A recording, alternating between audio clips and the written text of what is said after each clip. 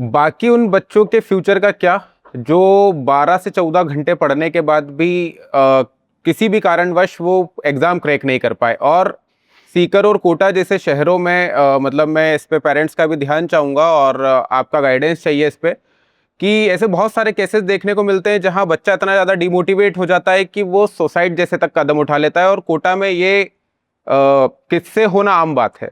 तो उस पे आप पेरेंट्स और बच्चों को क्या गाइड करना चाहेंगे? क्या फेलियर को हम इस तरीके से हमारे ऊपर हावी होने दे सकते हैं कि हम ये कदम उठा लें? देखिए, डिपेंड करता है, कई फैक्टर से इसमें काम करते हैं।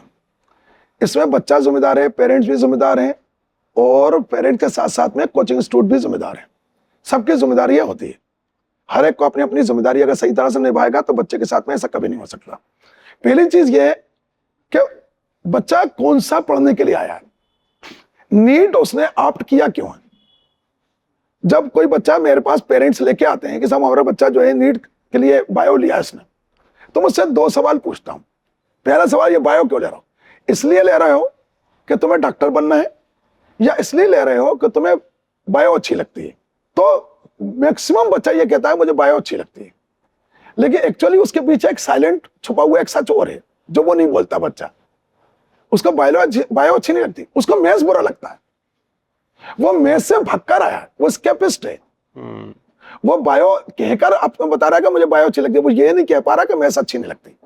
जिसको मैथ्स अच्छी नहीं लगती वो फिजिक्स कैसे करेगा? फिजिक्स में पूरी मैथ्स लगती है, फिजिकल केमिस्ट्री में पूरी मैथ्स लगती है।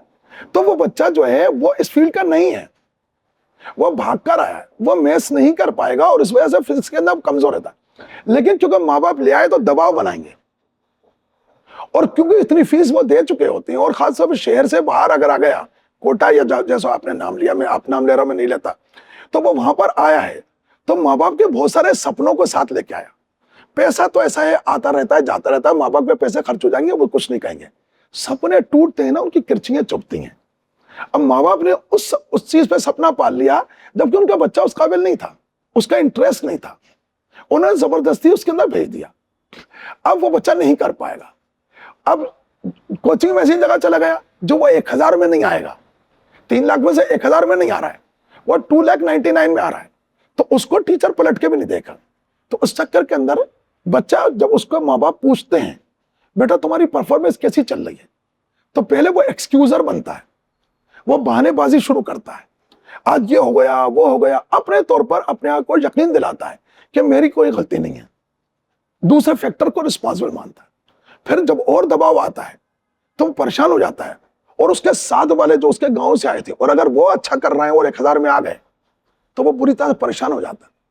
और उस वक्त टीचर उसकी मदद नहीं करता है क्योंकि वो 1000 वालों में नहीं है, तो उसका साइकोलॉजिकली नहीं देख रहा। आपकी क्या जिम्मेदारी है? बच्चे को साइकोलॉजिकली भी देखो। Knowledge is not important to get the success, it's always the application of knowledge. आपने पढ़ा दिया, इंपॉर्टेंट नहीं है वो उस नॉलेज को गोला कैसे बनाएगा OMR में, उसके लिए आपको तैयार करना है। तो बच्चे को साइकोलॉजिकल ट्रीट करना पड़ता है, उसको सीने से लगाना पड़ता है। तो अगर आप उसको जान मानोगे तो सीने से लगाओ, अगर आप जान नहीं मानोगे तो आपके लिए कोई फर्क नहीं पड़ता। वो नहीं पढ़ा रहा तो नहीं पढ़ा रहा। आप कहोगे साहब हमने तो कोशिश करी थी, उसने नहीं किया। इस चक्कर में बच्चे सुसाइड करने वाले अटेम्प्ट कर लेते हैं, और ये बेनतहा तकलीफ दे बात है उस बच्चे के लिए और माँ बाप के लिए। तो कोचिंग इंस्टीट्यूट को इस बात पर नजर रखना चाहिए कि आप अगर बच्चे को कैटर कर सकते हो और पढ़ा सकते हो तो उतने ही बच्चे पढ़ाओ ना। आप उतने बच्चों को क्यों ले रहे हो? और माँ बाप के सपने टूटते हैं उसमें, और ये दुख की बात है।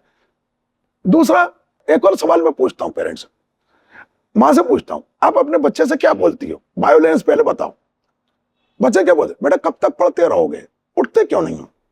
हमें घबराहट होने लगी थी। या ये कहती हो बेटा कब तक घूमते रहोगे, पढ़ते क्यों नहीं हो? सही। अगर आपका बच्चे से आप ये कहती हो बेटा कब तक पढ़ते रहोगे, उठते क्यों नहीं हो, ये बिल्कुल सही मटेरियल है नीट निकालने के लिए।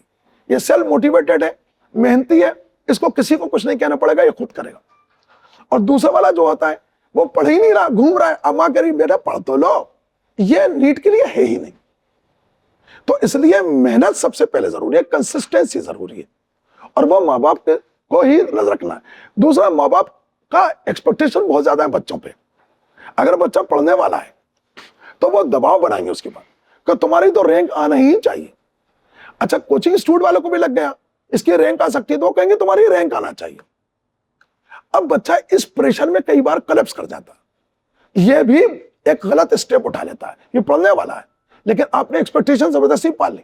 कोचिंग इंस्टीट्यूट तो ये सोचता है तुझे रैंक लाना है, क्यों तेरी वजह से तुम्हारा इंस्टीट्यूट चलेगा, और इसमें बच्चा दबाव में आता है।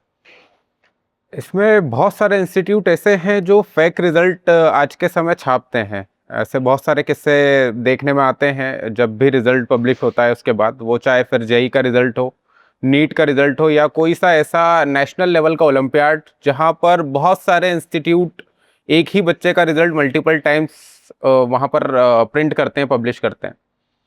इस तरीके से बच्चा अपनी इंस्टीट्यूट की तरफ अट्रैक्ट करना कितना एथिकल है सर? कुछ रोल बच्चों का है और कोचिंग इंस्टीट्यूट का भी है, और कुछ नेचुरल है।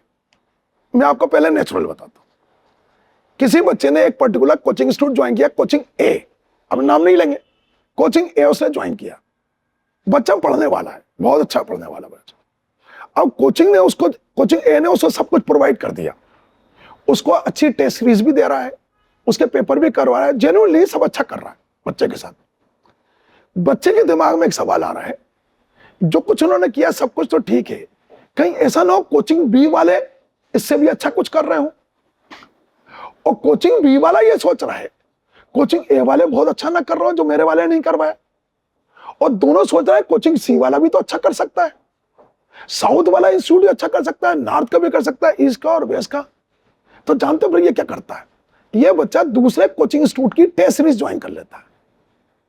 इसको यहां सब कुछ सफिशिएंट मिल रहा है, लेकिन डीएलपी ले लेगा, टेस्ट सीरीज ले लेगा, किसी का और कुछ ऑनलाइन ले लेगा, 4-5 जगह से ले लेता है, और ये ब्रिलियंट बच्चा करता है, वो जेन्युइनली कर रहा हो, क्योंकि उसको इस बात का ये है कि मुझे नंबर 1 बनना है, कोई दूसरा ना बन जाए, इसलिए उसे हर तरह की वैरायटी चाहिए होती। इस चक्कर में कई कोचिंग इंस्टीट्यूट को वो ज्वाइन कर लेता है। अब जब रिजल्ट आएगा तो बेसिक इंस्टीट्यूट उसका ओरिजिनल तो वही है जिसने उसको पढ़ाया 2 साल क्लासरूम में, लेकिन बाकी सब भी रिजल्ट छाप देंगे, डीएलपी के नाम पे कई छाप देंगे।